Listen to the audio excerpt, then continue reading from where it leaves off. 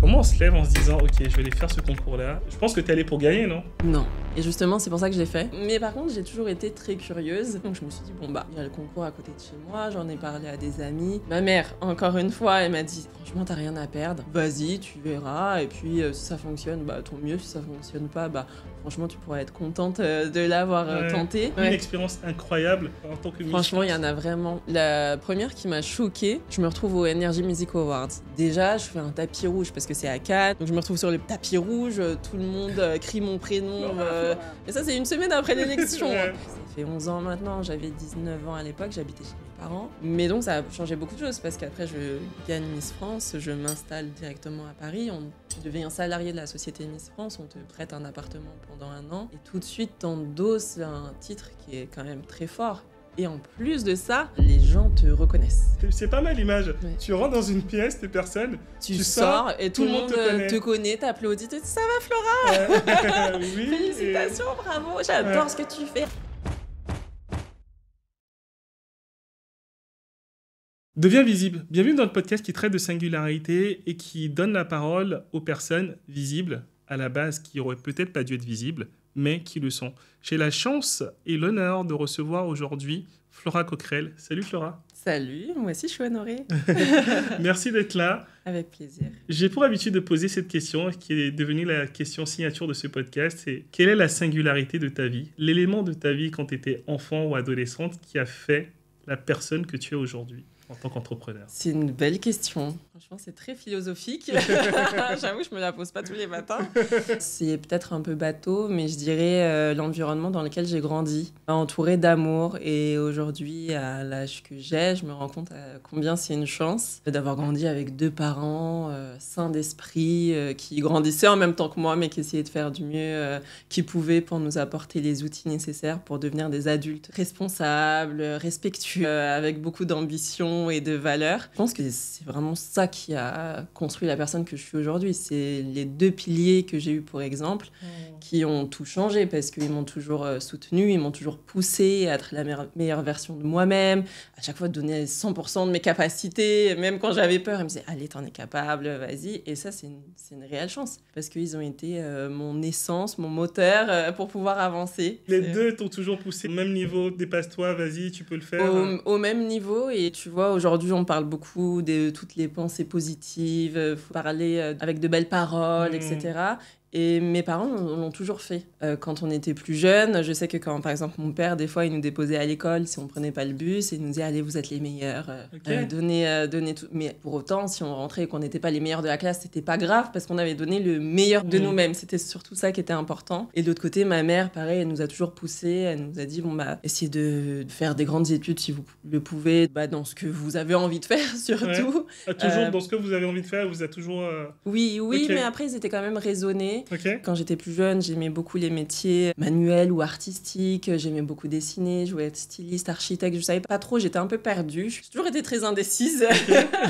Et quand j'étais petite, c'était le cas. Donc j'avais aussi besoin de mes parents pour un peu me remettre les idées en place et dire bon bah qu'est-ce que tu veux vraiment? Faut aussi réfléchir aux possibilités. Ils avaient cette maturité et ce recul aussi pour me dire bon bah les métiers artistiques c'est super, mais quoi exactement? Et si t'as envie de le faire, bah, on va t'accompagner, mais regarde les débouchés.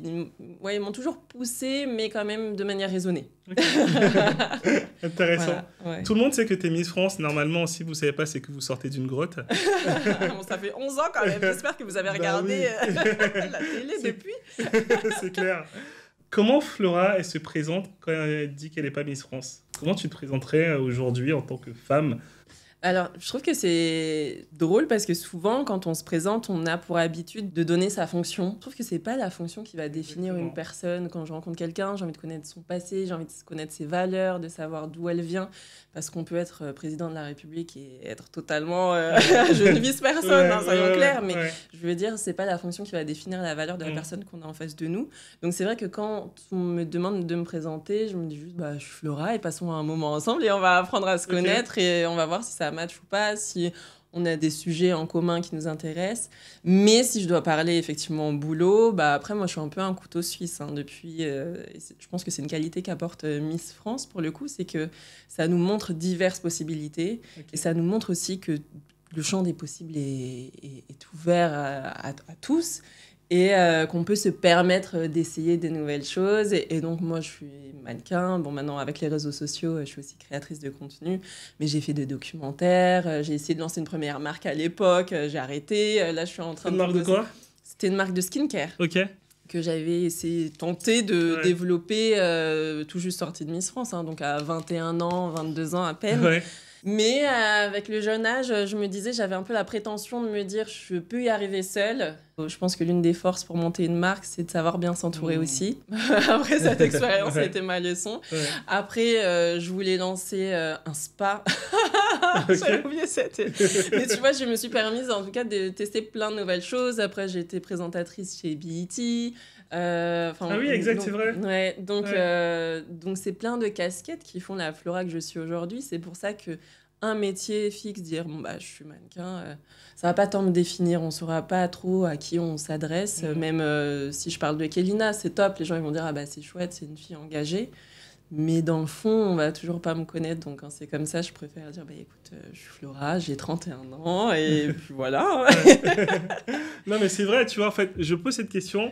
Moi, j'ai plusieurs chapeaux aussi. Ouais. Enfin, dans mon quartier, je suis le papa de Gabriel. Ouais. Bah oui, c'est vrai. Je m'appelle Steves. Non, je suis le papa de Gabriel, tu vois. C'est la star du quartier. C'est un peu la star. C'est le petit métis avec ses petits cheveux, donc tout le monde le connaît, tu vois. Donc ici, bah, je suis entrepreneur. Enfin, quand je vais ailleurs, je suis conférencier. Mais les gens aiment bien mettre, comme tu dis, en fait, dans la société, on aime bien mettre des noms, enfin des cases. Mais c'est intéressant. Et en fait, avant que tu viennes, que l'équipe disait, j'ai rien contre les autres Miss. Hein. Il y en a qui sont des potes, donc j'aime beaucoup aussi. Ils sont pas d'abord. Je vais pas citer les noms, il y en a qui sont des copines que j'aime bien aussi, qui n'ont rien à voir. Mais on disait c'est la plus sympa des Miss. Ah bah c'est gentil, après elles sont toutes sympas. Mais en fait, ils te connaissent pas en fait, tu vois. Donc c'est intéressant qu'on dise ça, et c'est pour ça que je demande qui est Flora. Après c'est vrai que c'est difficile parce que, et ça c'est aussi Miss France qui me l'a appris, parce qu'avant Miss France, la télé, je connaissais pas du tout. Et entre l'image qu'on se fait d'une personne et la réalité, des fois il y a un gap. Et des fois on a l'image, on se dit ah peut-être qu'elle est réservée, fermée, hautaine, ou même moi des présentateurs télé. Hein. Je suis arrivée par exemple à Miss France, j'avais 19 ans, j'ai eu 20 ans au cours de l'année. Et donc j'arrive sur des plateaux télé avec des grands yeux en me disant il a l'air trop sympa, et au final pas du tout.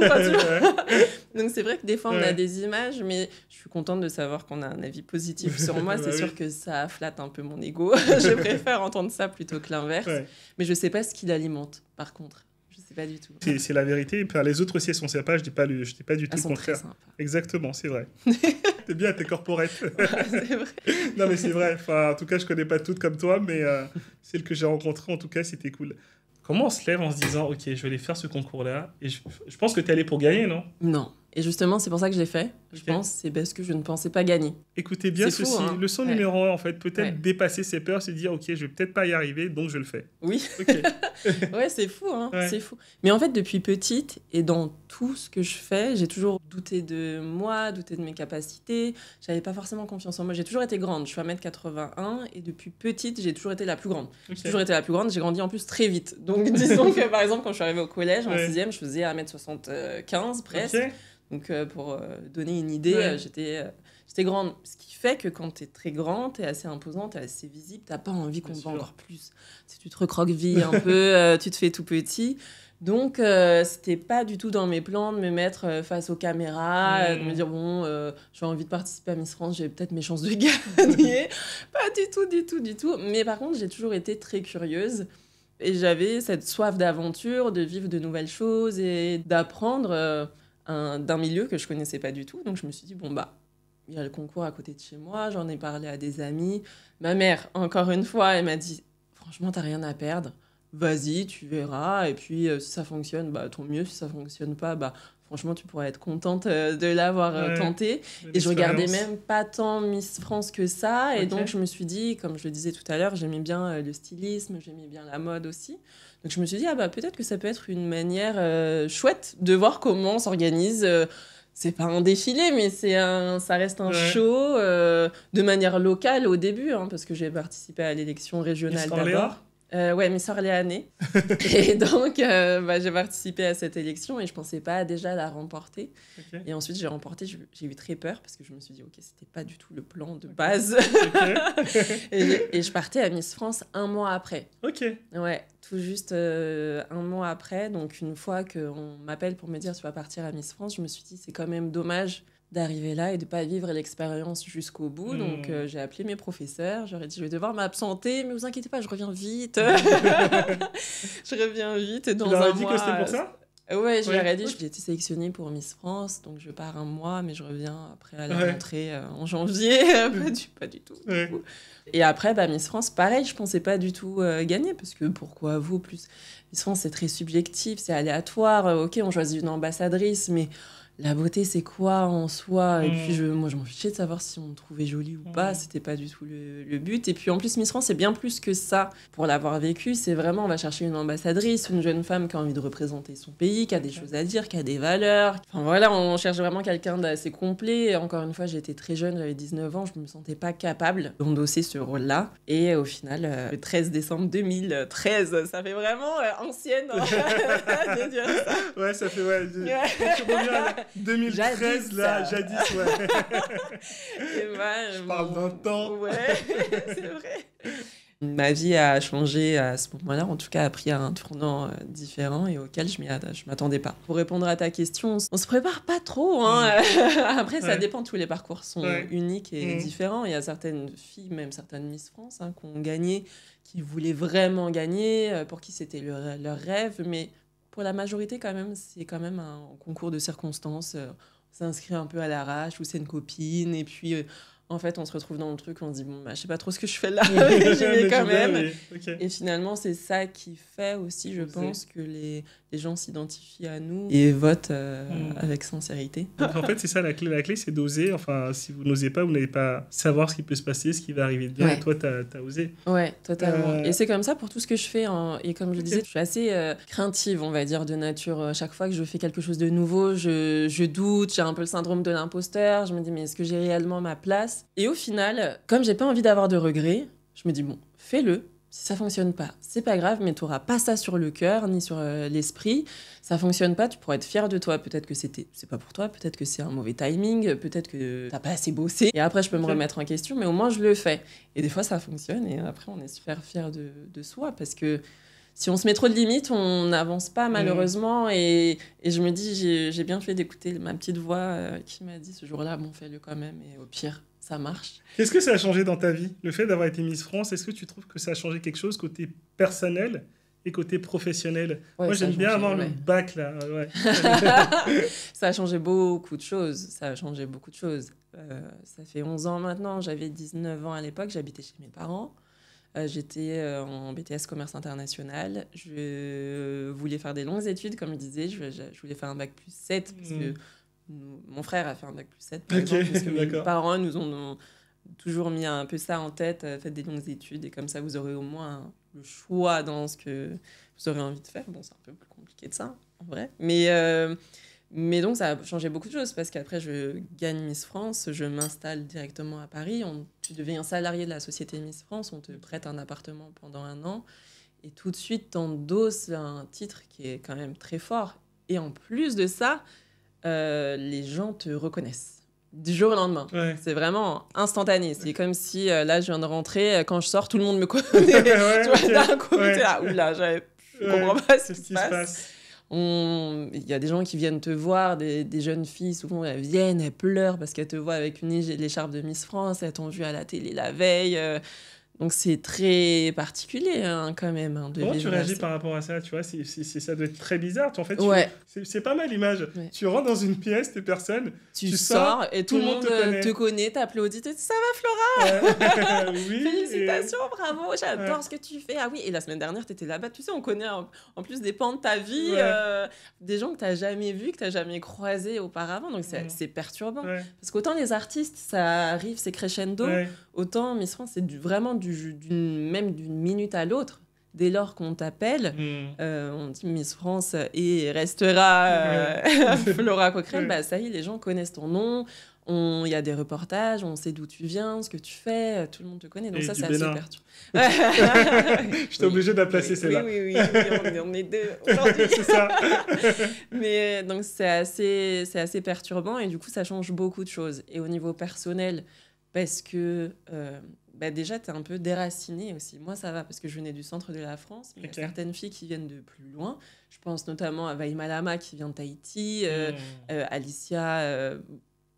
Guyane, mais avec aussi une partie de sa famille en Martinique. Mais du coup, c'est pas du tout les mêmes codes non plus. Quand tu arrives à Paris, tu dois t'adapter à une vie à 100 à l'heure. C'est assez perturbant quand même. Hein. C'est un changement de vie dingue. Et puis tu te retrouves à la télé. T'apprends beaucoup sur le tas parce que tu te retrouves à faire dès le lendemain, par exemple, le JT de 13h. Encore une fois, un mois auparavant, j'étais à l'école, dans la campagne chartraine. Ça va parler à personne, mais justement pour vous dire que je venais d'une petite ville classique. Et là, tu te retrouves au JT de 13h et puis tu dois répondre à des questions qui sont quand même pas évidentes.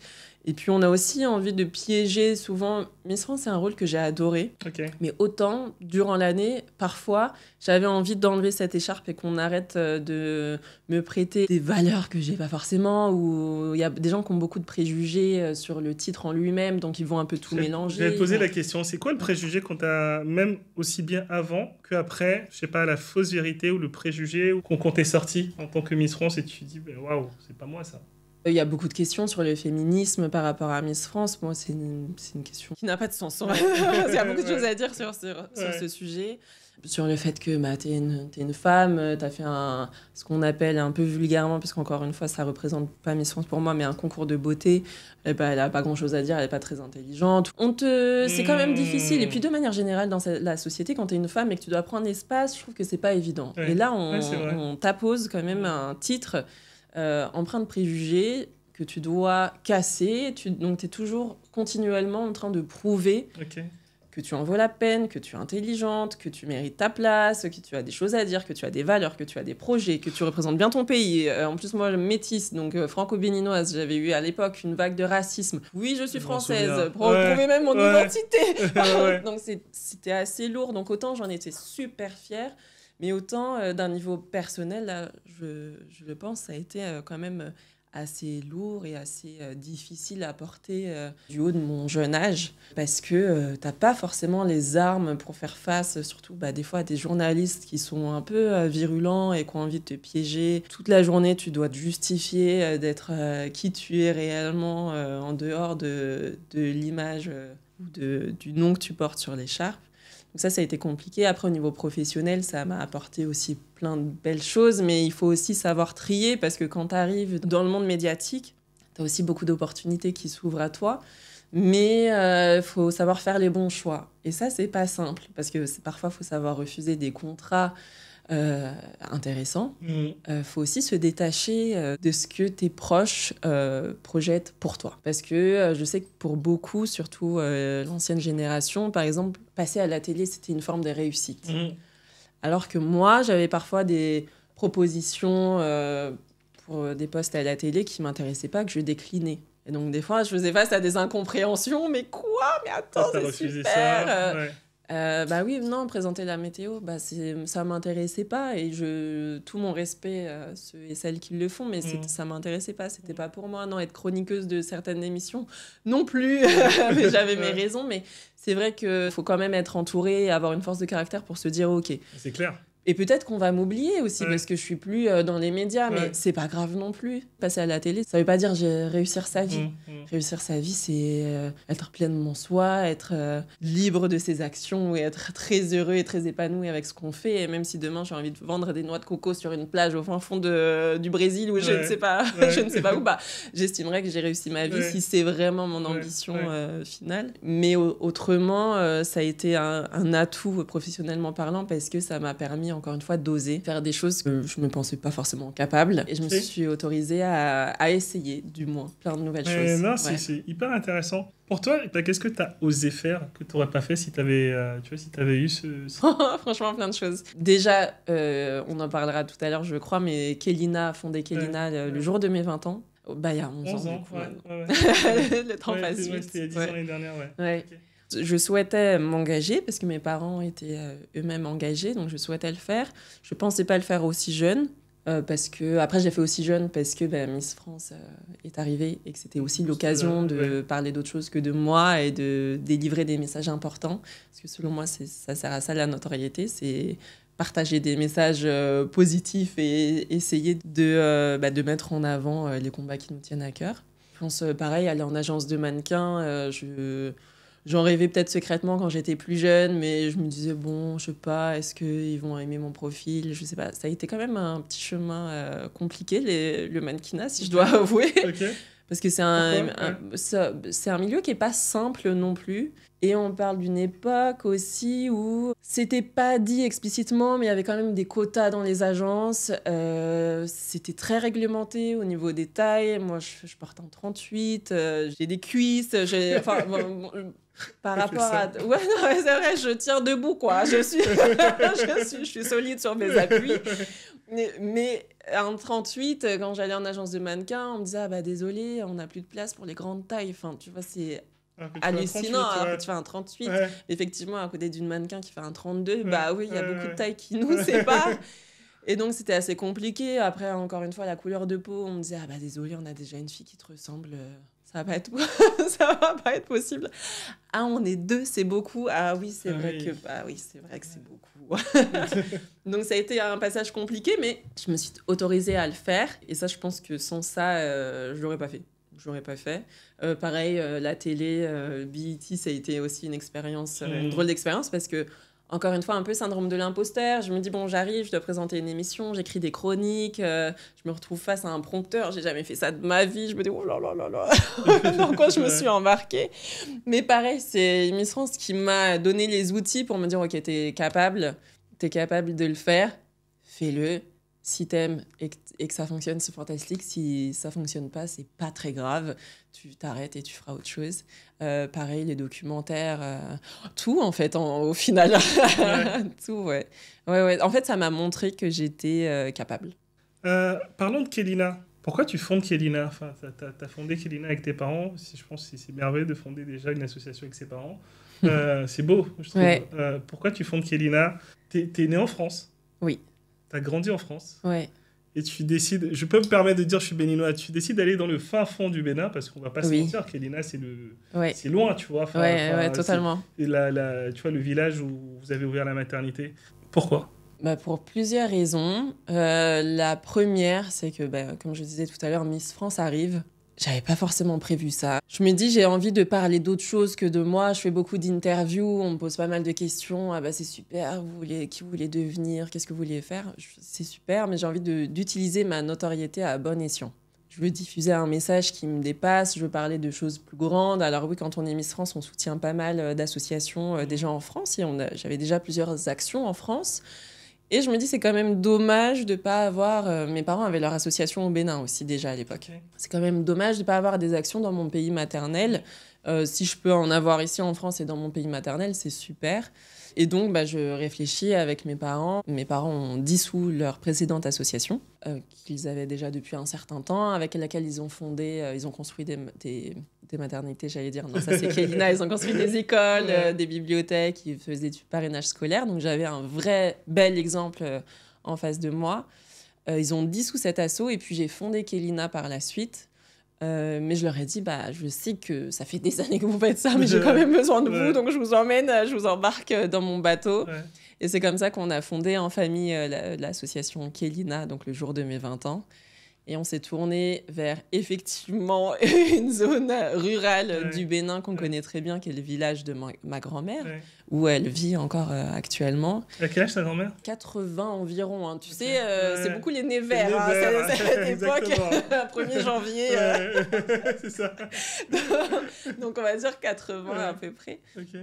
Et on voulait commencer par le village de ma grand-mère, donc il y a une zone rurale, un désert médical également. Okay. Et il n'y a pas de plus beau commencement que par la maternité, puisqu'on y donne la vie et c'est important de donner un cadre sain et serein aux femmes du village et des alentours pour qu'elles puissent donner la vie d'une manière sereine, en fait, juste sans avoir peur qu'il se passe quoi que ce soit. Et puis s'il se passe quoi que ce soit, on sait On a les outils pour essayer de faire en sorte d'améliorer la situation. On s'est rendu compte, après la deuxième raison, c'est que c'est les chiffres en fait. Il y a des chiffres qui sont vachement parlants. On s'est rendu compte que dans cette zone-là, c'est le chiffre que je donne souvent parce qu'il est très marquant. Il y a une sage-femme pour 20 000 femmes en âge de procréer, donc un besoin qui est urgent. Et nous, on l'a vu en construisant la maternité. On est des échographes. Elles n'avaient jamais fait d'échographie, les jeunes mamans, elles ne savaient pas ce que c'était. On amène dans une zone rurale où on accouche dans un dispensaire qui n'est pas aux normes sanitaires. Tu as une salle, tu viens pour la consultation. La salle d'à côté, tu as juste le lit pour accoucher et tu accouches. Et puis après, tu rentres et c'est fini. Là, tu amènes du matériel de pointe. Tu vois qu'elles peuvent faire des échographies, donc on peut déceler déjà, si jamais il y a des complications, on peut les rediriger vers l'hôpital de zone qui est quand même à 60 km. C'est toutes ces raisons-là qui font que je me suis dit, OK, là, je peux changer la donne grâce à ce titre que j'ai obtenu. Alors certes, c'était pas un rêve de devenir Miss France, même si j'ai adoré cette aventure, mais autant s'en servir pour le transformer et faire quelque chose de bien qui va rester après moi. Je me dis, c'est chouette. Si notre passage sur cette planète, il est pas très long au final, si on arrive à laisser une trace positive, impacter positivement, je pourrais partir en paix. Le plus tard possible, j'espère. Je pourrais partir. Très tard. Je pourrais partir en paix. Et là, juste le fait d'avoir construit déjà la maternité, on est super heureux, même si on a encore plein de projets qui arrivent derrière. Voilà, c'est comme ça que Kélina est née, et puis c'est une belle histoire familiale, et on essaie d'embarquer dans notre train plusieurs personnes au passage, dont tu as fait partie aussi, et j'en suis hyper reconnaissante, parce que c'est vrai que nous, on initie le projet, mais on a besoin de personnes qui nous aident pour avancer. Parce que sans ça, on peut avoir des idées, mais on ne peut pas avancer, donc c'est important. C'est le sang, c'est la chair, c'est la famille. C'est la famille. C'est normal de participer à ça. Non, mais c'est clair, écoute, carrément. Aujourd'hui, quand tu sors, tu n'es plus Miss France, comment on réagit ? Il y a une nouvelle personne qui arrive. Ouais, double sensation. J'ai pas eu la chance de l'interviewer, peut-être que je vais interviewer un jour un prince ou un roi, c'est comme la reine d'Angleterre qui meurt. Ouais, c'est un autre niveau quand même. Ouais, et en fait, maintenant, t'as le prince qui devient roi, peut-être, tu vois. La différence, c'est que nous, on sait que ça dure 1 an. Quand t'arrives, tu sais que ça dure 365 jours, pas un de plus. Mais donc, il y a une double sensation, et évidemment un peu de nostalgie, parce que pendant 1 an, t'as une vie réellement de princesse, qui est aussi très intense. Attention, je pense qu'il y a la partie paillettes où c'est fantastique. C'est quoi l'expérience pour toi dans cette année-là ? Je sais qu'il y en avait plusieurs. Une expérience incroyable. Moi, j'aime bien parler de mon passé d'influence. Une incroyable, je me suis dit, waouh, si j'avais pas eu cette... J'aurais jamais pu avoir ça, tu vois. C'est quoi l'expérience la plus incroyable en tant que Miss ? Franchement, il y en a vraiment plusieurs. La première qui m'a choquée, une semaine après l'élection, je me retrouve au Energy Music Awards. Déjà, je fais un tapis rouge parce que c'est à Cannes, au Palais des Festivals, donc c'est au même endroit qu'à le Festival de Cannes. Donc je me retrouve sur le tapis rouge, tout le monde crie mon prénom. Mais ça, c'est une semaine après l'élection. Après, je vais dans les coulisses et je dis à la personne qui m'accompagne, non, mais moi, je veux rester à côté, dans les coulisses, à côté de la scène pour voir les artistes passer. Tu comprends, j'ai 19 ans, j'ai jamais vu d'artiste international de ma vie. Et donc là, je vois les Black Eyed Peas qui passent, will.i.am qui me fait coucou. Je fais des photos avec tout le monde, Shaim. Mais à l'époque, je suis trop contente. Je me dis, t'imagines, le changement radical de vie en une semaine, je me retrouve là à remettre un prix au One Direction comme si c'était normal, avec Florent Pagny qui m'accompagne et qui me fait une petite blague. Pour moi, c'était vraiment choquant. Ça, c'est une belle anecdote, ça. Florent Pagny à côté qui te fait des blagues. Qui me fait des blagues. Moi, je comprends rien. Ouais, c'est clair. Moi, je comprends rien à ce qui se passe. Je me dis, mais attends, c'est n'importe quoi. T'as l'impression d'être en train de rêver et c'est pas possible. Du coup, il y a 3 quand même, expériences qui m'ont choquée. L'autre expérience, c'était mon premier voyage officiel. Donc ça, c'est à peu près 1 mois après mon élection de Miss France. Je pars au Panama en tant qu'ambassadrice française pour célébrer, je crois que c'était les 100 ans du canal de Panama, avec le président panaméen. Et donc, c'est vraiment, là, j'endosse vraiment le rôle d'ambassadrice française. Et on part déjà en avion en business. J'ai jamais pris la business de ma vie à ce moment-là. Donc, je rentre dans l'avion, je filme tout. Je filme le siège. J'envoie à ma mère, maman, regarde, le siège se baisse. C'est fantastique, on m'a offert du champagne. Enfin, vraiment, une touriste qui arrive dans l'avion. Et après, pareil, au Panama, je rencontre le président du Panama à l'époque. Je dis bien à l'époque, je parlais bien espagnol. J'ai tout perdu aujourd'hui. Donc, Donc j'échange avec lui. Après ça, il y a une archipel d'îles au Panama magnifique où tu peux avoir ton île privée pour toi seul. On va sur une île privée avec toute l'équipe de Miss France, les journalistes, etc. On mange des langoustes. Je me dis, mais c'est quoi cette vie? Je suis sur une île déserte avec un monsieur qui cuisine des langoustes. Et puis on est là comme si tout était normal. Et encore une fois, ça c'est un mois auparavant. J'ai gagné Miss France en décembre. Juillet, août, je travaillais l'été. Je crois que j'étais à l'usine, une usine de parfum, en train de mettre tous les capuchons de parfum, tu sais, les petits jobs étudiants, quoi.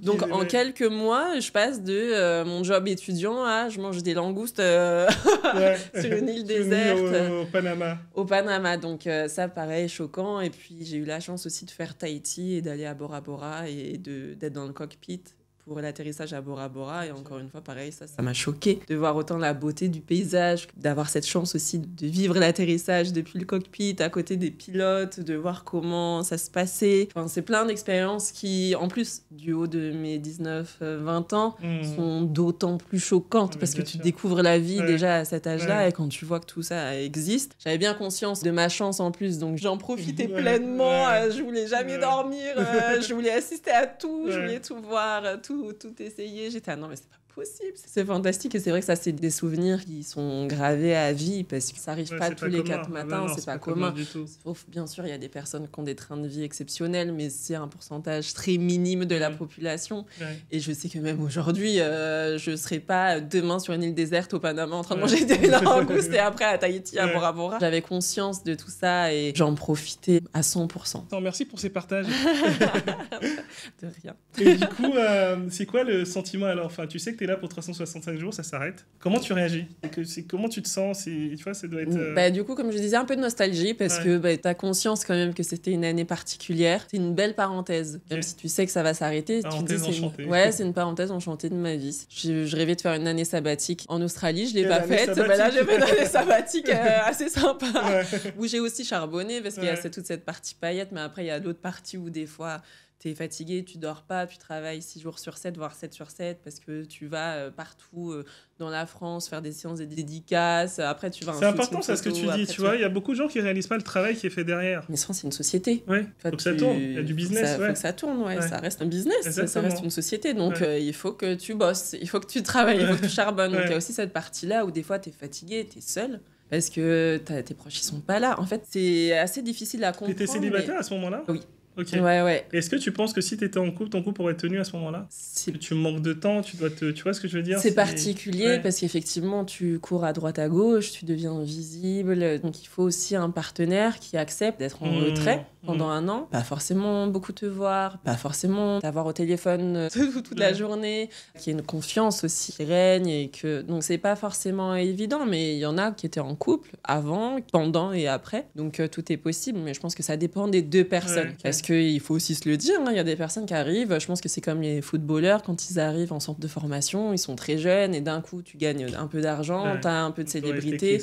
Tu peux aussi vriller, perdre la tête, penser que tu deviens Beyoncé. Et en vrai, je peux le comprendre. Tant qu'après tu reviens sur Terre, c'est ça le plus important, mais je peux aussi le comprendre. Donc il faut que les deux personnes soient en accord sur pas mal de points. Mais effectivement, non, c'est pas forcément évident. Tu es souvent très très seul. Autant tu reçois beaucoup d'amour d'inconnus toute la journée, tu es très entouré, tu vois beaucoup de monde qui t'apprécie, mais c'est aussi difficile parce que des fois tu te dis mais sans Miss France, est-ce que ces personnes m'apprécieraient aussi? Tu sais pas trop. Des fois tu te poses moins la question, tu dis bon, on profite juste d'instant présent, tout le monde est sympa, on va pas se poser de questions, mais t'es pas avec ta famille, t'es pas avec tes amis proches, tu vois, t'es pas avec tes meilleurs... T'as envie de partager ces instants précieux aussi avec tes proches, et il y a des moments qui sont moins drôles que d'autres, donc à la fin d'année il y a quand même un peu de nostalgie, mais aussi un peu de fatigue, et l'envie aussi de récupérer son identité, qui était très forte chez moi. J'avais envie qu'on m'appelle Flora. Et il y a eu un moment où même, je pense, j'étais un peu en colère quand on m'appelait Miss France, parce que j'avais envie d'exister pour qui je suis. Miss France a été une année dans ma vie. Aujourd'hui, j'ai 31 ans. Ça veut dire qu'il y a 30 autres années où j'ai fait d'autres choses et c'est tout aussi bien. Et bien sûr, Miss France, c'est particulier. Je comprends que ça interpelle. Aujourd'hui, j'en parle avec grand plaisir. J'ai conscience que c'est unique. Il y en a une par an quand même. C'est pas énorme.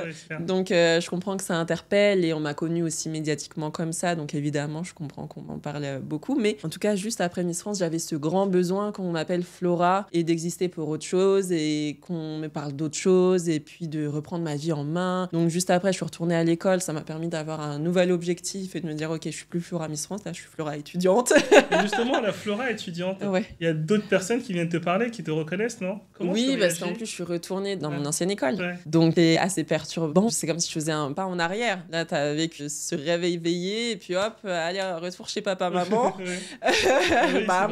Du coup, dans ton ancienne chambre et puis hop, tu retournes à l'école comme avant.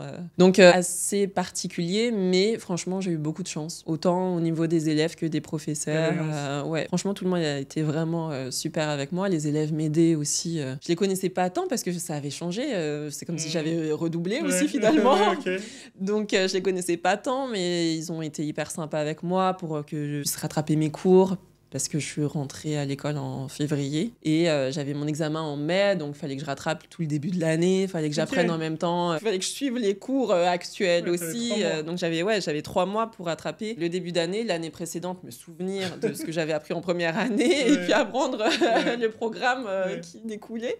Donc c'était pas simple, mais tout le monde a été super avec moi et donc le retour s'est fait en douceur. Bon, j'avoue, c'était quand même intense, mais ça me permettait de redevenir Flora étudiante et juste Flora, et ça m'a fait du bien. Aujourd'hui, qui est Flora? Flora, elle est créatrice de contenu. Elle est mannequin. On a une audience de femmes qui écoutent aujourd'hui. Tu vois, en fait, il y a des gens qui ont peut-être des préjugés sur le métier de créatrice de contenu ou qui savent pas trop. En quoi consiste ton métier réellement aujourd'hui? Alors, c'est vrai que la création de contenu, alors on l'appelle comme ça parce qu'il faut l'appeler comme ça, mais moi, ça s'est présenté à moi naturellement. Donc, après Miss France, je suis rentrée en agence de mannequin. Je parle de ça. À l'époque, on est en 2014. Instagram, ça existe depuis 2013. Ça fait pas longtemps qu'Instagram existe. Je suis pas très suivie sur les réseaux, donc au début je suis en agence de mannequin, tout va très bien et petit à petit les réseaux commencent à se développer de plus en plus. Au début, tu dois te souvenir aussi, on nous a tiens, je lance une marque de pull, est-ce que tu veux que je t'envoie un pull gratuit? Incroyable. Alors pour moi c'était quoi? On m'offre un pull, je t'ai fait 4 posts, j'en parle à toute ma famille.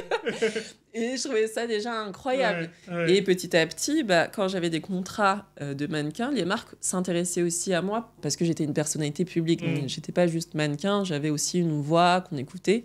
Et donc, ils me proposaient d'en parler aussi sur les réseaux sociaux si la marque me plaisait. Et je trouvais ça hyper intéressant. Parce que le mannequinat, on ne demande pas trop ton avis si la marque te plaît, si l'éthique de la marque correspond à tes valeurs.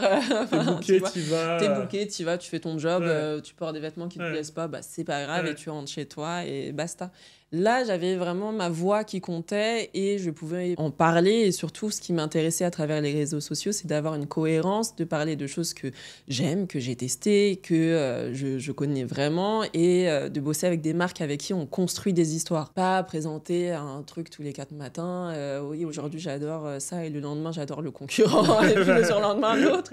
Non, c'était vraiment avoir une réelle cohérence et du coup, les deux s'emboîtent naturellement au final. Et donc voilà, c'est comme ça que ça s'est développé. Et je trouve qu'aujourd'hui, c'est fantastique parce que la force des réseaux sociaux, c'est qu'on a tous un téléphone. Si t'es entrepreneur, si t'as une association, si même t'es juste créatif et que t'as envie de partager, je sais pas, t'adores la cuisine ou la mécanique, le tricot, j'en sais rien, t'as juste envie de partager.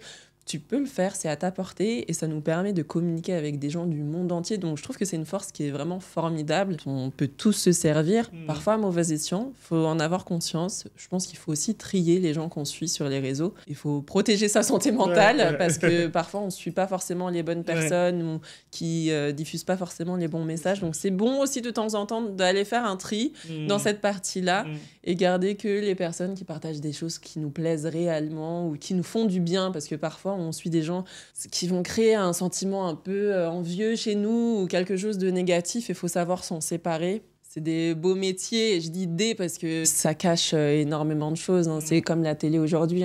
On peut dire je fais de la télé, mais tu peux être sur Gulli comme Canal+, et tu racontes pas le même discours. Je pense que sur les réseaux, c'est pareil. On peut sélectionner ce qui nous plaît et enlever ce qui nous plaît le moins. Est-ce que n'importe qui aujourd'hui peut être créateur de contenu? Je veux dire, si je suis une femme, j'ai 30 ans ou j'ai 40 ans, j'arrête mon job et je décide d'être créatrice de contenu. Tu penses que c'est possible? Oui et non. Pourquoi? Oui, parce que comme je disais, on a tous des téléphones aujourd'hui. Donc c'est simple, t'installes tous les réseaux que tu veux, tu lances tes vidéos, peut-être que ça va prendre, peut-être pas. Non, parce qu'il y a beaucoup de facteurs qu'il faut prendre en compte. Je pense qu'aujourd'hui, tout est mélangé. Quand je vois par exemple Kenza, qui est une copine, ou Black Beauty Bag, qui sont là depuis 15 ans, qui avaient des blogs à l'époque, il y avait vraiment cette réelle envie de partager, de créer. C'est quoi ton envie profonde? Est-ce que tu as envie réellement de partager quelque chose? Si tu le fais avec cœur, avec passion, tu vas le faire très naturellement, tu vas être discipliné, tu vas le faire tous les jours. Ça demande quand même d'être constant, tu vois, de pas partager une fois tous les 4 mois parce que tu pars en vacances ou que tu fais un week-end avec tes potes. Ça demande quand même d'être constant et d'avoir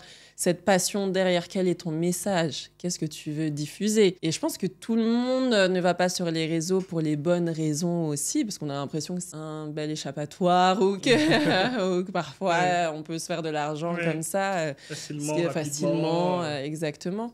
Donc non, je pense qu'il faut réellement se poser les bonnes questions et surtout la question, c'est pas est-ce que j'ai envie d'être créateur de contenu, c'est surtout qu'est-ce que je veux partager. Qu'est-ce que je veux partager, en quoi je crois. Si tu crois, je sais pas, si tu as envie de partager que tu as une passion pour le maquillage, je ne sais pas, ou une passion pour la nature, renseigne-toi d'abord sur ça. Quel est ton point fort? Quel est ton plus à toi? Quelle est ta personnalité à toi? Parce que c'est difficile aussi de pas... Il y a beaucoup de gens maintenant qui se copient, qui se disent bon, ça fonctionne, je vais essayer de refaire une trend pour moi aussi avoir des vues. Et je pense que c'est pas comme ça qu'on perdure. Peut-être que ça va faire le buzz sur un certain temps, mais c'est difficile de perdurer dans le temps quand on n'a pas forcément de messages profonds et de valeurs qui font que les gens se reconnaissent dans ce que tu as partagé, dans la personne que tu es. Donc c'est ça le plus important, c'est de dire ok, je sais qui je suis, je sais ce que je veux partager et j'essaie de le faire avec de la constance et du professionnalisme aussi, parce que ça demande quand même du temps de créer tout ça. Ouais, c'est clair. Ouais.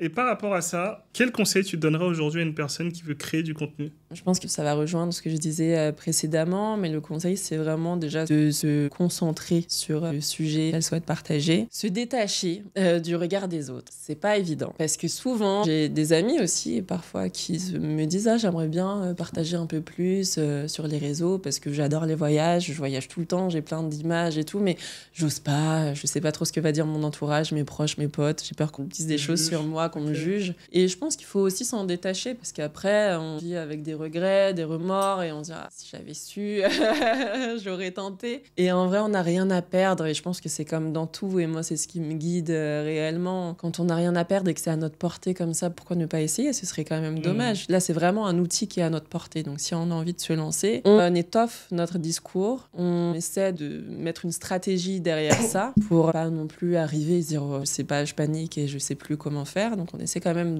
d'élaborer une stratégie, de se dire bon, je vais essayer de commencer doucement et de partager une fois par semaine ce que je fais, mes recettes, je sais pas, en fonction de ce que vous avez envie. Et puis petit à petit, ça va se dessiner et d'écouter aussi les retours qui sont parfois négatifs mais construits, et de faire abstraction des retours qui sont parfois pas construits et négatifs quand même, parce que faut aussi avoir conscience qu'il y a des gens qui sont pas bienveillants sur les réseaux sociaux, et ça aussi, c'est aussi une des raisons qui fait que tout le monde n'est pas fait pour ça, parce que c'est pas évident de faire abstraction des commentaires négatifs. Je pense que le fait d'avoir été Miss France, ça t'a donné une carrure en te disant ok, les messages négatifs, parce que tu as dû avoir des messages positifs mais négatifs aussi. Totalement. En tant que Miss France. Là, en tant que tu as dans ta nouvelle carrière de créatrice de contenu, tu te dis tu peux le supporter mieux en ayant été exposée plus tôt, plus jeune. Je pense que c'est un combat quand même assez constant. J'ai de la chance d'avoir des gens bienveillants qui me suivent et qui m'écrivent. J'ai rarement des gens qui sont virulents, mais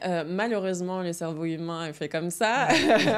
Parmi les 100 messages, s'il y en a un qui est méchant, c'est celui-là qu'on va retenir, alors que les 99 autres sont fantastiques et remplis d'amour. Donc ça peut aussi m'arriver. Je sais que ça va quand même me travailler, et des fois je suis un peu en combat contre moi-même pour me dire non, réponds pas, ça en vaut pas la peine, c'est pas construit, c'est pas intelligent. En plus, souvent c'est avec des faux comptes, donc ne réponds pas, fais abstraction, continue ton chemin. Mais c'est pas facile, et je vois, il y a certaines personnes, par exemple Léna Situation, elle reçoit, dès qu'elle a une apparition, elle reçoit des centaines, voire des milliers de messages de haine, qui est quand même puissant et qui fait peur. On se dit, il y a autant de gens avec autant de haine qui sont prêts à perdre du temps à écrire sur une personne qu'ils ne connaissent pas.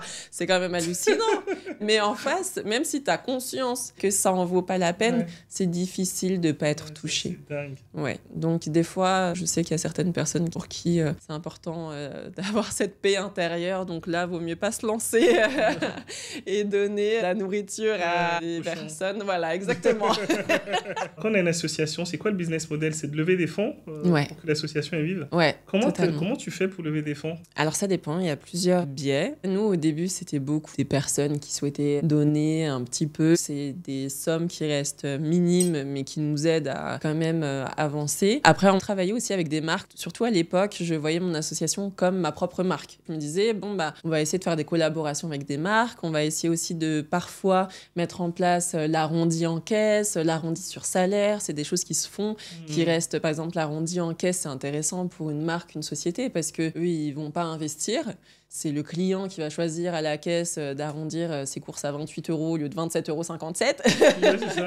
Et du coup, ça permet à la marque de ne pas sortir d'argent, mais d'avoir une belle image. Tu la suggérais, enfin voilà, par exemple, je vais chez la belle vie faire des courses, je vais faire l'arrondi, enfin tu vois, c'est ça? Oui, ouais, totalement. Ok. Donc ça, on le propose. Il y a l'arrondi sur salaire qui existe également. Donc là, c'est en interne, où les salariés acceptent d'arrondir leur salaire. Et donc là, ça va aussi aux associations. Ok. Et après, il y a plusieurs moyens. On a fait un dîner de charité il y a de ça quelques années. Et là, on travaille dur pour en faire un nouveau. C'est pas simple. Je dis toujours qu'un dîner de charité, c'est un peu organiser un mariage, mais sans argent. C'est un peu ça.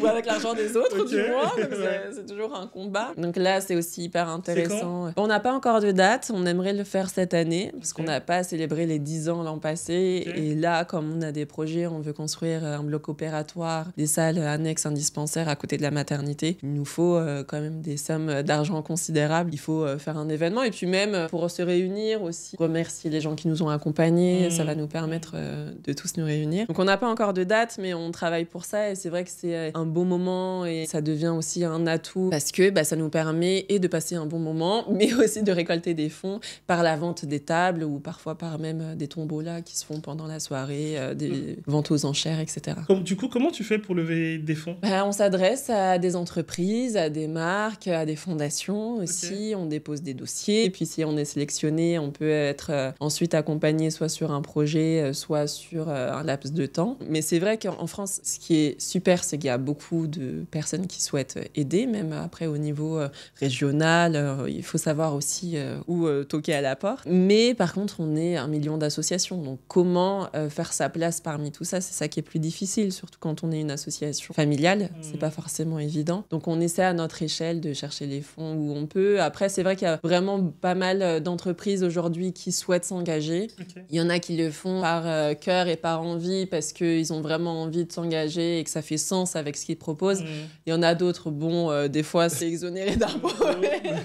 Mais évidemment, si ça convient à tout le monde, c'est très bien. Et heureusement, parce que ça incite aussi les entreprises à aider. Parce que sinon, sans ça, c'est assez difficile pour une entreprise, une société de déverser X milliers ou centaines d'euros pour une association, c'est pas évident. Donc nous, on essaie aussi de les draguer un peu comme ça, en leur disant que c'est dans l'intérêt commun et qu'il vaut mieux mettre cet argent-là pour faire une action concrète plutôt que ça parte on ne sait où. Donc on essaie un peu à droite à gauche et puis après, on a vraiment pas mal de particuliers aussi qui nous accompagnent, certains depuis des années, certains depuis même le début et ça, on en est très content aussi parce qu'ils ont vu toute l'évolution du projet, ils ont suivi la maternité, aujourd'hui ils suivent les projets futurs et on est reconnaissant parce qu'on a réussi à fonder une petite famille autour de Kélina. Si vous voulez laisser un don ou en tout cas prendre contact pour Kélina. Alors vous pouvez nous trouver sur Insta. Il y a un lien sur Insta, comme ça ce sera plus simple. Vous pouvez trouver aussi notre site internet association Kélina, K-E-L-I-N-A, je précise. On pourra nous trouver assez facilement. Ce serait intéressant de faire cette opération pour encore récolter plus de fonds et d'apporter des dons, en tout cas apporter des choses à des enfants qui en ont besoin. Je disais qu'en France, si on se levait, on avait un frigo qui était plein, on arrivait à nourrir sa famille, à se nourrir, c'était déjà qu'on était très très très riche et on s'en rend pas compte parce que c'est dans notre quotidien. Juste on ouvrait le robinet, on pouvait boire de l'eau, on était très riches. Donc il y en a qui n'ont pas cette possibilité. Avec Flora, avec l'association Kélina, il y a d'autres maintenant qui ont cette possibilité-là. Et pour qu'ils continuent à avoir ces avantages, pour que les gens puissent accoucher en toute harmonie, sérénité, ça ne coûte rien. C'est un peu de soi qu'on donne. Donc voilà, je ne suis pas sponsorisé, je dis vraiment en tout bien. Contactez l'association Kélina sur le compte Instagram de Flora ou en tout cas sur Instagram tout simplement association Kélina. Et vous allez faire des heureux et ça fait du bien pour son carnet. verbe. Oui, c'est vrai. C'est vrai. Et chaque euro donné est reversé directement dans le projet, il faut le savoir. Parce que ça, c'est la force des petits assos. On n'a pas de bureau, on n'a pas de salariés, on n'a pas de frais. Il n'y a pas de salariés okay. Non, il n'y a pas de salariés. Okay. On fait tout ça de bon cœur, on ne touche pas un euro dessus. Des fois, on me demande si c'est mon métier. Je dis, ah bah non. Je sais que les gens aiment la transparence et c'est important. Donc, nous, chaque euro qui est reversé va vraiment dans le projet directement. C'est pour ça qu'il n'y a pas de petits dons. Ouais, exactement. Chaque euro compte. Ouais. J'aimerais parler de la vie pro et de la vie perso. Comment on reconnaît et comment on se dit, ok, là aujourd'hui, tu es créatrice de contenu, tu es mannequin, tu es fondatrice de l'association Kelina. Comment on arrive à dégager du temps dans sa vie personnelle C'est une bonne question. Et trouver, je sais pas, avoir un équilibre, amour. C'est une bonne question. Et mes journées se ressemblent pas du tout. Je peux être en tournage pendant une journée et puis le lendemain à être un peu plus chill le matin. Mais au final, j'ai du mal à rester posée chez moi et j'ai aussi l'envie de prendre soin de moi. J'ai pas juste envie de... C'est très important pour moi, la santé mentale. Donc, je fais beaucoup de sport parce que j'ai besoin de ce temps-là pour moi, me décharger, pour me dire, bon, bah, ok, je vis pas que pour courir après les projets, après l'argent ou après, même pour l'association. Hein. Je suis hyper contente de le faire depuis longtemps, mais ça prend aussi beaucoup d'énergie, donc c'est aussi important pour moi d'avoir ce petit temps. Donc, au final, mes journées sont quand même assez speed.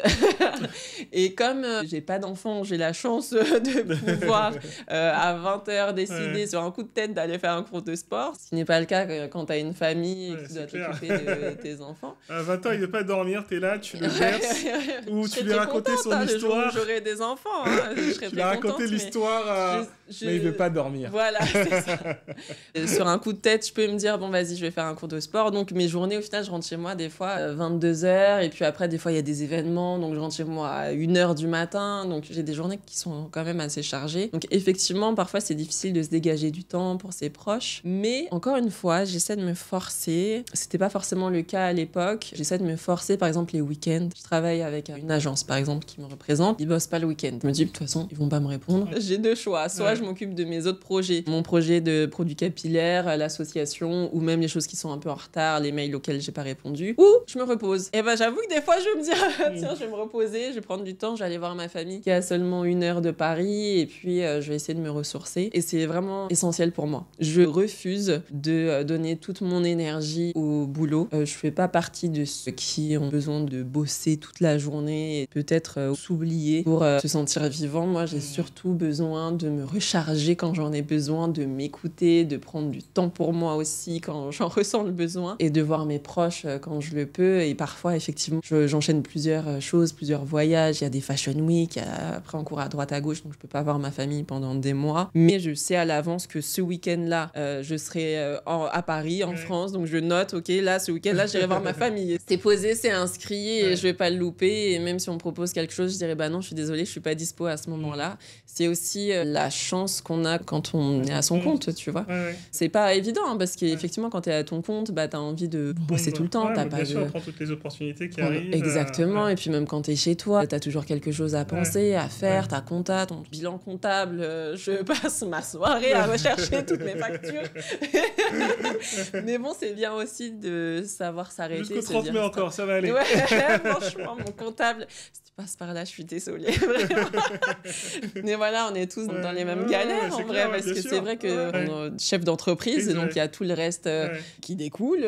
On ne déroge pas à la règle, il faut s'en occuper aussi. Donc j'essaie quand même d'avoir un bon ratio, temps perso, temps pro. Évidemment, mes journées, je cours partout, toute la journée, tout le temps, mais je vais essayer de garder du temps pour m'entraîner, même si c'est à la pause déj, même si c'est le soir, et voir mes amis quand je le peux, et puis, comme je disais tout à l'heure, prévoir mes week-ends où je sais que je suis là pour voir mes proches. Discipline, organisation. C'est bien de se lancer des fleurs des fois, et je pense que je suis disciplinée. Voilà, il y a plein de choses, je suis pas sûre, mais ça, je pense que je suis disciplinée. Au sport. Ouais, franchement, le sport, j'en ai vraiment, vraiment besoin, et je suis un peu accro, j'avoue. C'est bien. Et c'est aussi parce que j'aime bien manger, si je dois rétablir la vérité.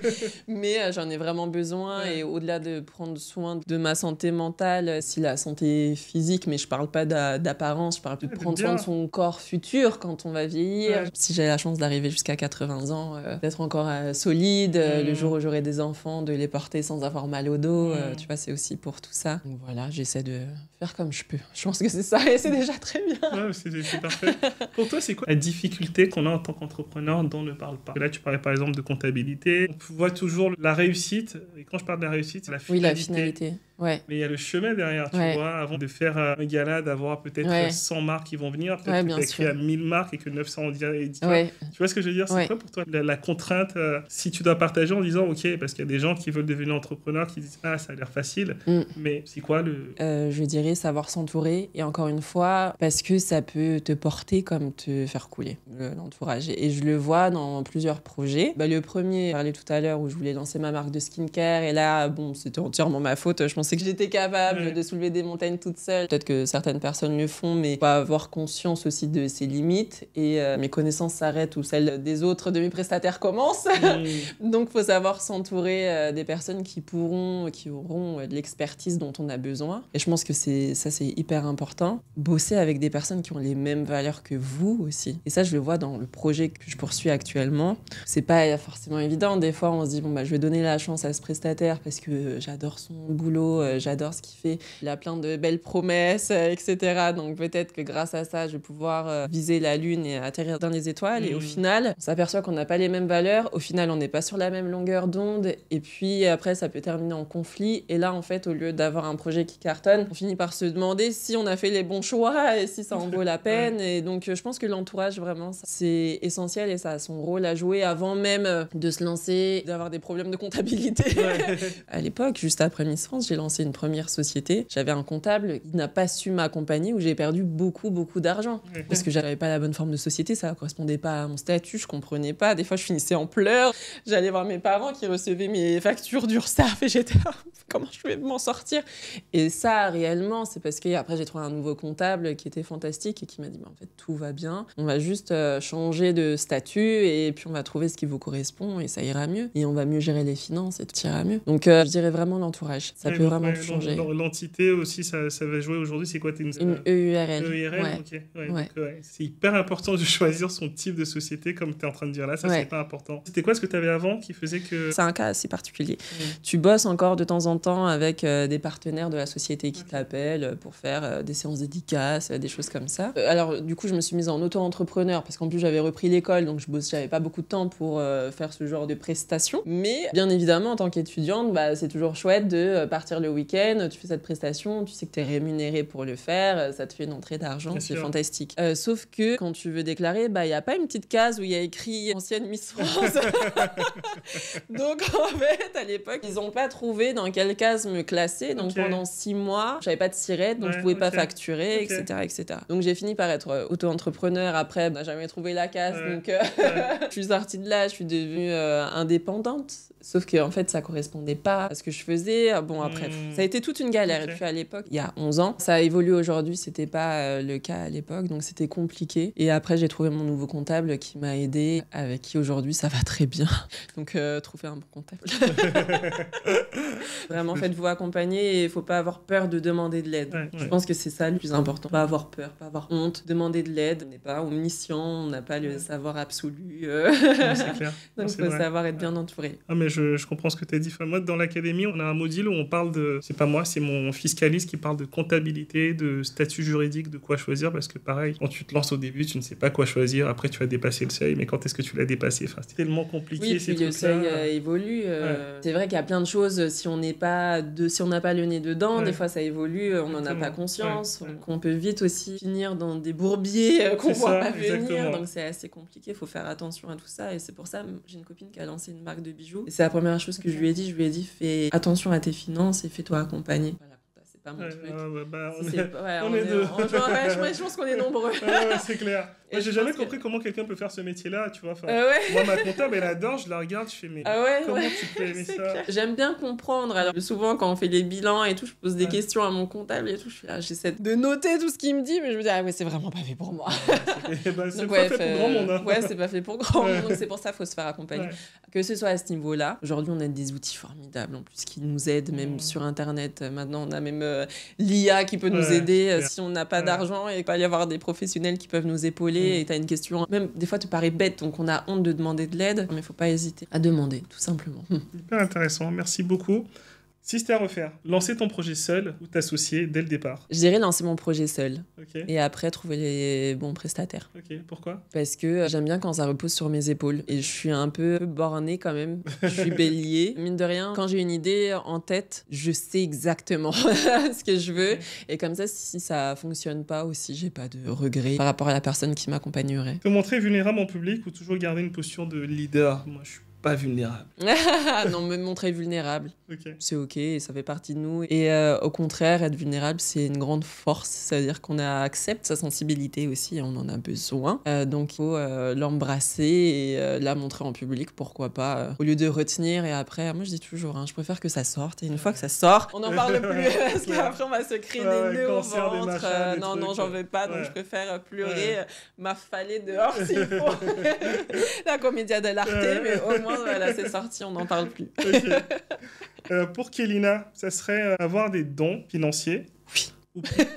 Ou plutôt avoir des mentors, genre Elon Musk, Bill Gates, pour t'aider. Alors, mentor, pourquoi pas? Pas forcément ceux-là. C'est dur, parce qu'avoir des mentors, ça nous permet aussi de faire fructifier l'argent potentiel qu'on pourrait avoir. Mais en même temps, sans don, on n'avance pas. Donc, c'est hyper difficile. Mais en vrai, je dirais les mentors, peut-être pas ceux-là, encore une fois, mais avoir les bons mentors pour avoir la meilleure stratégie pour avoir encore plus de dons. Travailler ta marque personnelle ou faire grossir la marque de ton entreprise? Travailler ma marque personnelle. Oui. Faire du contenu en masse ou miser sur la rareté? Ah, intéressant. Je dirais plutôt miser sur la rareté. Je pense que quand tu fais du contenu en masse, tu peux te perdre et raconter une histoire qui n'a pas de sens. Alors que quand tu mises sur la rareté, tu fais les bons choix, des choix qui te correspondent. Être visible pour tous ou impactant pour 2-3 personnes? Impactant. Un gros buzz ou une stratégie à long terme? Une stratégie à long terme, 1000 fois. Ok. Assumer ta différence dès le début ou l'effacer? Assumer ma différence. Et c'est pas évident, mais l'assumer pleinement. Tu fais bien ça. Mettre en avant ce qui te rend unique ou t'adapter au marché? Ah là là, c'est dur. Parce que mettre en avant ce qui me rend unique, évidemment. Mais c'est vrai, quand on a tous le doute, un jour, et surtout quand on travaille dans l'image, de se dire, en fait, peut-être, il faut que je rentre dans le moule. Et surtout qu'on est dans une société où on aime bien mettre les gens dans des cases. Donc des fois, t'as l'impression que si tu sors de cette case-là, tu pourras pas y arriver. Mais au contraire, je pense qu'il faut assumer son authenticité pleinement. Et plus tu vas l'assumer, plus les gens qui t'aiment accepteront que tu rentres dans la case quand même, tu vois. J'ai toujours dit, j'ai envie de travailler avec des gens qui veulent travailler avec moi et pas m'adapter pour travailler avec les gens avec qui j'aimerais travailler, avec des grands guillemets. Donc, si on veut travailler ensemble, ça doit se faire naturellement et je ne vais pas m'adapter aux conditions. Bien sûr, ça dépend, mais je ne vais pas essayer de rentrer en tout cas dans le moule pour plaire aux personnes de la société qui me fait tant de l'œil depuis tant d'années. Quel mentor aurais-tu aimé avoir? C'est une bonne question, franchement. Un mentor qui t'inspire Oprah. Oprah, si tu passes par là, I love you. Pour le coup, elle a une histoire qui est assez fantastique. Oprah est partie d'une histoire assez compliquée. Violée, rejetée, tombée enceinte de ses violeurs, et puis elle a perdu son enfant. Et puis après, elle a fait aussi un concours de Miss, Oprah. Peu de personnes le savent, mais elle a fait un concours. Et on lui a aussi fermé des portes au début à la radio. Et puis finalement, elle a... trop grosse. C'est ça, elle rentrait pas dans les normes, en plus femme noire. Puis au final, tu vois, elle a gardé son authenticité. Elle a dit, moi je suis comme ça, donc si tu veux bosser avec moi, tu bosses avec moi. Si tu veux pas bosser avec moi, bye, ciao. Je veux pas essayer de correspondre à tes standards pour bosser sur ta chaîne. Au final, on lui a offert une chaîne, je crois, sur la chaîne nationale. Et puis après, elle a eu le plus grand talk show des États-Unis, première femme noire. En termes de médias, c'est la femme la plus puissante. Elle a un parcours, je pense que ça demande une force de caractère très solide. Donc, je dirais Oprah. T'adresser aux gens qui te ressemblent ou aller toucher une audience qui est beaucoup plus large? Les deux. C'est vrai qu'audience plus large, si cette audience comporte aussi les gens qui me ressemblent. Parce que c'est important pour moi d'inspirer les plus jeunes qui me ressemblent. Encore une fois, je suis métisse et l'une des raisons pour lesquelles je ne pensais pas gagner Miss France, c'était justement cette raison-là, ce qui est quand même dingue. Mais parce que à l'époque, je me disais c'est pas possible, j'avais une vague de racisme énorme quand j'ai été élue, mais même avant en tant que candidate, je me disais jamais on va voter pour moi. Et puis à la télé, il n'y avait pas trop de femmes qui me ressemblaient, donc je pouvais pas forcément m'identifier. Donc c'est important pour moi, même quand on me ferme la porte, d'essayer de passer par la fenêtre. Et si on m'ouvre la fenêtre, je tire la fenêtre pour laisser passer celles qui me ressemblent et pour qui ça paraissait aussi impossible. Donc c'est important de les inspirer et puis aussi de toucher une audience plus large pour partager de manière bénéfique un maximum autour de moi. Miss France ou Kélina? Kélina. Ouais, Kélina, parce que Kélina, c'est l'histoire d'une vie, ça dure depuis 11 ans. Miss France, c'était il y a 11 ans. Ok. Donc ouais, Kélina. Qu'est-ce que j'ai pas dit? Quel message dont on n'a pas parlé, dont tu aimerais t'exprimer là aussi? Le plus important pour moi, c'est toujours de parler de nos actions avec Kélina, parce que ça me tient à cœur. Et comme on dit, on peut pas aider tout le monde, mais tout le monde peut aider quelqu'un. Ouais, et je demande pas. C'est vrai. Et c'est vrai que les actions souvent les plus louables sont celles qui sont faites aussi dans l'ombre. Et j'ai la chance d'être médiatisée, de pouvoir en parler. Mais je sais qu'il y a plein de gens qui font plein d'actions fantastiques de manière aussi personnelle. Et c'est important, surtout dans le monde dans lequel on vit, de tendre la main parfois. Parce qu'on a aussi parfois besoin que quelqu'un nous tende la main pour passer une épreuve, pour que notre quotidien soit un peu plus doux, un peu meilleur, et on a aussi le pouvoir de le faire pour quelqu'un. Donc oui, effectivement, on peut pas aider tout le monde, mais tout le monde peut aider quelqu'un, et c'est pas utopique de dire ça. Je pense qu'on a réellement le pouvoir de le faire. Je pense qu'on a réellement le pouvoir de le faire, même si c'est à une petite échelle.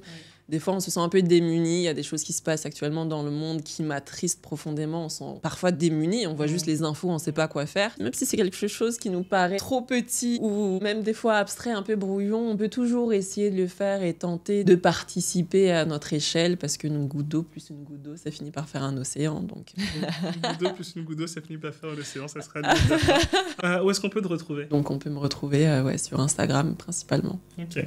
J'ai reçu une invitée qui était particulière aujourd'hui. C'est vrai que je parle de singularité, de visibilité, des gens qui sont invisibles et qui sont devenus visibles. Mais on peut voir que Flora, elle était déjà visible, mais elle a su utiliser sa visibilité, sa singularité pour pouvoir créer quelque chose de beaucoup plus impactant. Et si moi j'avais une chose à retenir, peut-être deux choses à retenir, c'est que la première, c'est que l'entourage, ça aide énormément. Que vous soyez visible ou pas, l'entourage, ça aide beaucoup. Ça peut vous aider à aller beaucoup plus haut, comme ça peut flinguer votre activité, votre vie, votre carrière. Donc faites bien attention à cela. Et la deuxième chose, ça, je le dis souvent, je pense que si vous me connaissez, vous me suivez là, vous savez que je le dis. On ne s'est pas concerté du tout quand elle dit on ne peut pas aider tout le monde, mais tout le monde peut aider quelqu'un. Et ça, c'est la force de la société. Dites-moi ce que vous avez pensé en commentaire de ce podcast. N'hésitez pas à suivre Flora Cockerill sur les réseaux et aussi Deviens visible et partagez cet épisode à qui veut l'avoir. Et si vous voulez aller beaucoup plus loin, l'Académie Visible, elle est là pour vous. Chapeau à vous.